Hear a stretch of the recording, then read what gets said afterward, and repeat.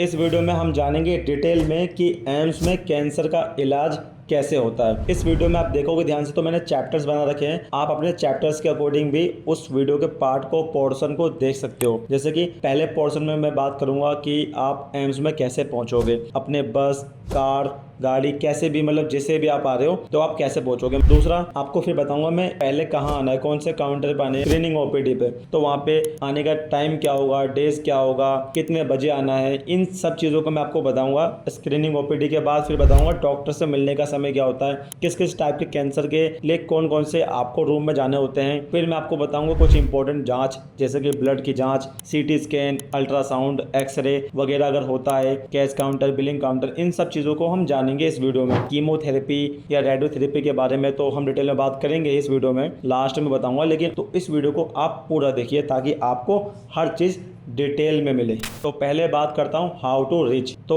अगर आप बस के थ्रू आ रहे हो तो आपको एम्स बस स्टेशन पे उतरना है और यहाँ से गेट नंबर 2 के थ्रू आप आ सकते हो। आप इस मैप को चेक कीजिए, ये कैंसर बिल्डिंग है और इसके बगल में न्यूरो सर्जरी बिल्डिंग है जिसको हम सीएनसी बिल्डिंग कहते हैं। रेड कलर की बिल्डिंग होती है। लेकिन इसकी जो पहली बिल्डिंग आपको पड़ेगी जब आप एंट्री लोगे राइट हैंड साइड पे, तो जो पहली बिल्डिंग पड़ेगी इस बिल्डिंग को, ये है कैंसर बिल्डिंग।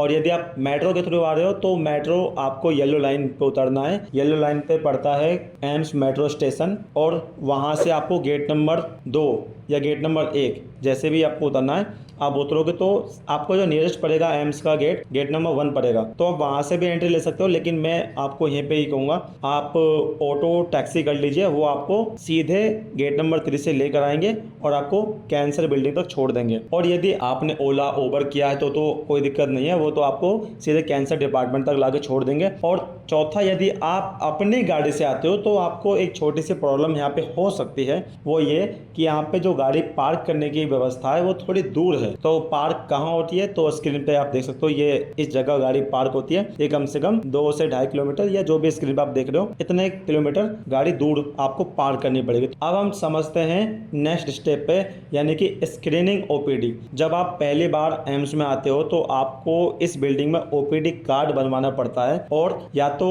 आपको हो सकता है किसी एम्स के दूसरे डिपार्टमेंट ने इस पे रेफर किया हो, यानी कि न्यूरो सर्जरी डिपार्टमेंट से या कोई से भी डिपार्टमेंट ने आपको कैंसर जैसे डिटेक्ट हुआ हो उस डिपार्टमेंट में, तो आपको कैंसर के इलाज के लिए कैंसर बिल्डिंग में रेफर किया है, या आपको किसी दूसरे हॉस्पिटल ने कैंसर बिल्डिंग में रेफर किया है, या आपको खुद लगता है आपके डॉक्टर ने बोला है कि एक बार जांच करवा लो कि कैंसर तो नहीं है, तो इसके लिए भी यदि आप आए हो तो आप कहाँ आते हो, स्क्रीनिंग ओपीडी में आते हो। पहले आप समझते हैं कि आपको यहाँ पे आना कब है। आप यहाँ पे ट्यूसडे और सैटरडे को हाफ डे ओपन होता है। सुबह टाइमिंग इसकी होती है 8:30 बजे से लेकर 10 बजे तक की। ये सैटरडे की टाइमिंग है। ट्यूसडे की टाइमिंग क्या है, सुबह 8:30 से लेकर 11:30 बजे तक की। संडे को छोड़कर बाकी दिन मंडे यानी कि सोमवार, बुधवार, बृहस्पतिवार और शुक्रवार को 2 टाइम ओपन होता है, एक मॉर्निंग में और फिर लंच के बाद आफ्टरनून में। मॉर्निंग की टाइमिंग होती है सुबह 8:30 बजे से लेकर 11:30 बजे तक, और फिर लंच होता है 11:30 बजे के बाद, जो उनका एक ब्रेक होता है। उसके बाद फिर दूसरी ओपीडी लगती है जिसको हम इवनिंग ओपीडी कह दो या आफ्टरनून की ओपीडी कह दो।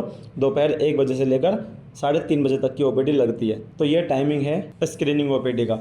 यहाँ पे डॉक्टर बैठते हैं स्क्रीनिंग ओपीडी में और आपको स्क्रीनिंग ओपीडी में एक कार्ड मिल जाता है जिसमें लिखा होता है कि आपको कौन से वाले डॉक्टर से मिलना है, किस दिन आपको मिलना है, वो दिन लिखा होता है। और आपको पता होना चाहिए कि वहाँ पे जब आप जाते हो तो आपको पेशेंट के जितने भी प्रीवियस डॉक्यूमेंट्स है या प्रीवियस कोई रिपोर्ट है आपके पास, तो वो ले जाना ना भूलें। इसको लेकर आना आपके लिए कंपलसरी है। यहाँ पे 2 तरह के केसेस होते हैं। पहला, या तो वो खुद ही रिपोर्ट के आधार पर पता लगा लेते हैं कि हाँ कैंसर प्रूवन है, तो वो सीधे सीधे आपको बता देंगे कौन से रिस्पेक्टिव क्लिनिकल डिपार्टमेंट में जाना है। ब्रेन ट्यूमर के लिए, ब्रेस्ट कैंसर के लिए, oral cancer, liver cancer, lung cancer, blood cancer, जो भी कैंसर उन्होंने देखा है रिपोर्ट के आधार पर, उन्होंने कह दिया कि हाँ ये प्रूवन है केस है, तो वो उस क्लिनिकल डिपार्टमेंट में आपको रेफर कर देंगे। और दूसरा केस ये होता है कि एक ओपीडी के लिए आपको रेफर करते हैं। उसमें क्या होता है, जैसे मान लीजिए आपका जो केस है प्रूवन नहीं है, यानी कि अभी कंफर्म नहीं है कि वो कैंसर है या नहीं है, तो इस केस में क्या होता है, आपको जनरल ओपीडी के लिए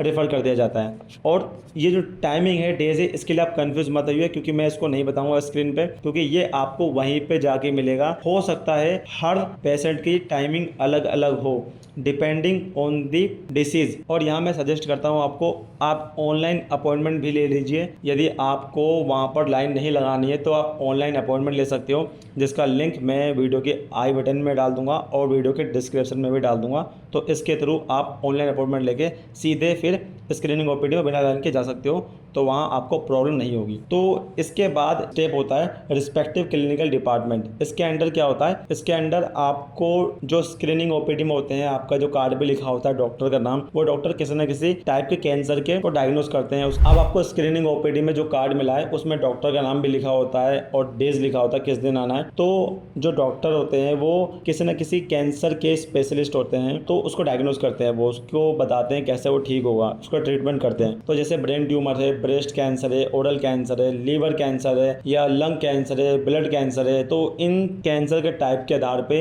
आपको डॉक्टर एक अलॉट किया जाता है। वो डॉक्टर ही डायग्नोज करता है, वो आगे आपको बताता है कि किस तरीके से उसको ठीक किया जाना है। तो इस आधार पे कुछ इंपॉर्टेंट टेस्ट वगैरह होते हैं, जैसे नंबर 1 ब्लड की जांच। ये फ्री होती है, पैसे होती है। पहला सवाल ये बनता है, तो ये जांच होती है फ्री, लेकिन कहाँ होती है, कैंसर बिल्डिंग में नहीं होती है, ये होती है डॉट सेंटर में, जो कि कहाँ पर है, मदर डेयरी के पास है। आप वहाँ पहुँचना कैसे, देखो जब आप गेट नंबर 3 से जाओगे तो आपके लेफ्ट हैंड साइड में, और गेट नंबर 1 से जब आप एंट्री करोगे तो आपके राइट हैंड साइड में पड़ता है डॉट सेंटर। उसके अंदर जांच होती है, फोटो आपको दिख जाएगा स्क्रीन पे, जिसकी timing normal timing Monday to Friday को 9 to 5 होता है, सैटरडे को हाफ डे हो जाता है। और इसकी रिपोर्ट, आपने ब्लड की जांच करा ली, लेकिन रिपोर्ट कहाँ मिलेगी, तो रिपोर्ट आपको मिलेगा इसी कैंसर बिल्डिंग के अंदर मिलेगा। कैंसर बिल्डिंग के आप जब देखोगे 3 बॉक्स, बाहर में 3 बॉक्स होता है, इसके आप अगर सामने देखोगे तो आपके लेफ्ट हैंड साइड में बाहर में ही एक काउंटर है, काउंटर नंबर 5, वहां पे आपको रिपोर्ट मिलती है। जितनी भी रिपोर्ट आपको चाहिए होगी वो रिपोर्ट वहां मिलेगी, या तो रिपोर्ट आपको वहां मिलेगी या आपको मिलेगी कहाँ, इसी कैंसर बिल्डिंग के अंदर ओपीडी काउंटर नंबर 3 से भी ले सकते हो आप रिपोर्ट। वैसे जो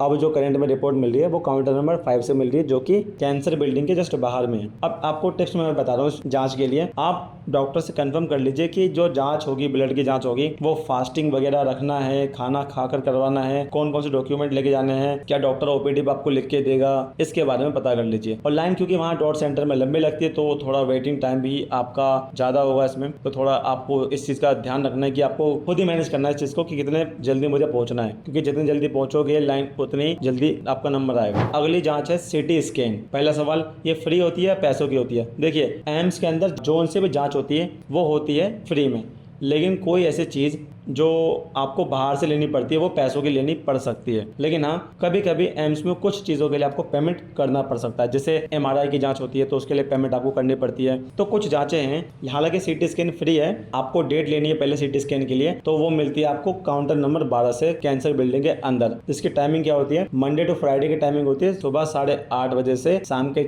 4 बजे तक, और शनिवार को सुबह 8:30 बजे से लेकर दोपहर के 12 बजे तक। जितने भी रिपोर्ट होंगे CT स्कैन की जब जाँच होगी काउंटर नंबर 12 पे, तो डेट मिलती है आपको, और जितने भी रिपोर्ट होती है वो आपको काउंटर नंबर 5 से मिलेगी, जो कि कैंसर बिल्डिंग के जस्ट बाहर में है। और CT स्कैन होता कहाँ पे, ये रूम नंबर 50 में होगा। अगली जांच है अल्ट्रासाउंड, फ्री या पैसों की, तो ये फ्री में होती है। इसकी भी आपको डेट पहले लेनी पड़ेगी, जो कि काउंटर नंबर 12 पे मिलेगी, जिसकी टाइमिंग सुबह 8:30 से शाम के 4 बजे तक की है। मंडे टू फ्राइडे की टाइमिंग है ये, और शनिवार की सुबह 8:30 बजे से दोपहर 12 बजे तक की टाइमिंग है। इसके बाद ये बंद हो जाता है, तो आपको पता होना चाहिए कि इस टाइम के अंदर ही आपको डेट लेनी है। और कहाँ पे होती है सिटी की जाँच, ये रूम नंबर 49 में होती है। और इसके लिए आपको क्या मिलता है, डॉक्टर आपको पर्ची देता है, उसके आधार पर ही जांच होती है अल्ट्रासाउंड की। और ओपीडी के पेशेंट को 2 दिन के बाद रिपोर्ट ओपीडी काउंटर 3 से ले सकते हो। जो ओपीडी के पेशेंट है, यानी कि आप लोग, जैसे आप बाहर से आपको रेफर किया है या यहाँ पे अपने ओपीडी जो स्क्रीनिंग ओपीडी में आपने पर्ची बनाई थी, उन लोगों के लिए हैं, वो पेशेंट 2 दिन के बाद रिपोर्ट ले सकते हैं। कहाँ से लोगे, ओपीडी के से ही लोगे, काउंटर नंबर 3 से लोगे आप, ठीक है। अगली जांच है एक्सरे की जांच। एक्सरे की जांच कहाँ होती है, तो सबसे पहले आपको इसके लिए डेट लेनी पड़ेगी। एक्सरे की जांच के लिए डेट आपको कहाँ मिलेगी, काउंटर नंबर 12 से मिलेगी। टाइमिंग इसकी मंडे टू फ्राइडे की सुबह 8:30 से शाम के 4, और शनिवार को सुबह 8:30 बजे से दोपहर के 12 बजे तक की इसकी टाइमिंग होती है। और एक्सरे की जाँच कहाँ होती है, तो ये रूम नंबर 46 में होती है, ग्राउंड फ्लोर पर कैंसर बिल्डिंग में। और रिपोर्ट आपको कहाँ मिलेगी, और रिपोर्ट आपको मिलेगी काउंटर नंबर 5 से, कैंसर बिल्डिंग के जस्ट बाहर में। अब कुछ जनरल टिप है इंपॉर्टेंट जांच के अंदर में, आप अपने डॉक्टर से जरूर पूछिए कि इसके लिए मेरे को खाना खाना है या नहीं खाना है, वो हर जांच के लिए। और ये भी पता कीजिए कि जो इसमें आपको फॉर्म मिलेगा, डॉक्टर आपको फॉर्म फिल करके देते हैं, फॉर्म देते हैं, और साथ में आपको जो मैंने बोला कि डेट आपको लेनी है किसी भी जांच करवाने से पहले, तो डेट का आप ध्यान रखिए। डेट ऑलमोस्ट सीटी स्कैन हो, अल्ट्रासाउंड हो और एक्सरे हो, इनकी डेट आपको काउंटर नंबर 12 से ही मिलती है। लेकिन जो ब्लड की जांच है, खून की जांच है, वो एक्चुअल में कैंसर बिल्डिंग में नहीं होता है, वो कहाँ होता है, डॉट सेंटर में होता है, जो कि मदर डेयरी के बगल में है, और जिसको आप गेट नंबर 3 या गेट नंबर 1 से वहाँ पहुँच सकते हो, जैसा मैंने आपको पहले बताया। अब मैं आपको बताता हूँ कीमोथेरेपी और रेडियोथेरेपी के बारे में। देखो, इन जांच के बाद डॉक्टर डिसाइड करते हैं कि पेशेंट को कीमोथेरेपी दी जानी है या रेडियोथेरेपी दी जानी है। हालांकि बहुत लोगों के मन में एक भ्रम, एक मिथ क्वेश्चन है कि क्या दवाई खा के कैंसर को ठीक किया जा सकता है। तो देखिए, इसके जवाब में मैं कहूँगा हाँ, लेकिन बहुत रेयर केस है। 1000 में से 1 पेशेंट ऐसे हैं जो दवाई खा के कैंसर को ठीक कर सकते हैं। हालांकि जब कैंसर का एक स्टेज लेवल बढ़ जाता है तो उसका इलाज या तो कीमोथेरेपी या रेडियोथेरेपी ही होता है, जो कि डॉक्टर डिसाइड करते हैं कि कैसे होता है। या तीसरा स्टेप उसकी सर्जरी भी हो सकती है। तो इन 3 में से कुछ भी हो सकता है। तो मैं आपको बताऊं, वीडियो काफ़ी लंबी हो चुकी है, तो कीमोथेरेपी, रेडियोथेरेपी और सर्जरी कैंसर के इलाज में के संदर्भ में कीमोथेरेपी की मैंने एक डिटेल वीडियो बनाई है, उसका लिंक मैं वीडियो के डिस्क्रिप्शन में डाल दूंगा और आई बटन पर लिस्ट कर दूंगा। और दूसरा, रेडियोथेरेपी के बारे में भी मैंने एक अलग से वीडियो बनाई है, उसका लिंक भी मैं आई बटन पर डाल दूंगा और उसका लिंक भी मैं डाल दूंगा डिस्क्रिप्शन में। और तीसरा, अगर आपको कैंसर में सर्जरी से रिलेटेड कुछ जानकारी चाहिए तो उसकी वीडियो मैं बनाऊंगा, यदि आप कमेंट में मेरे से पूछोगे। आशा करता हूँ आपको अब तक की जानकारी समझ में आई होगी, और यदि अभी भी आपके मन में कोई सवाल है या कोई प्रॉब्लम है तो प्लीज़ आप कमेंट के माध्यम से ज़रूर पूछें। वीडियो को पूरा देखने के लिए आपका बहुत बहुत धन्यवाद।